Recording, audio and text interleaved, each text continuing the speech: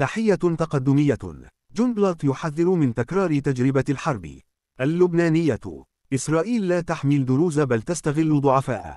أكد الرئيس السابق للحزب التقدمي الاشتراكي وليد جونبلاط في تصريح لقناة التلفزيون السوري أن إسرائيل لا تحمل دروز في السويداء كما تدعي، بل تستغل بعض ضعفاء العقول لترويج هذه الصورة الزائفة، مشيرا إلى أن هؤلاء استفادوا من الانتهاكات والاعتداءات التي جرت في اليومين السابقين.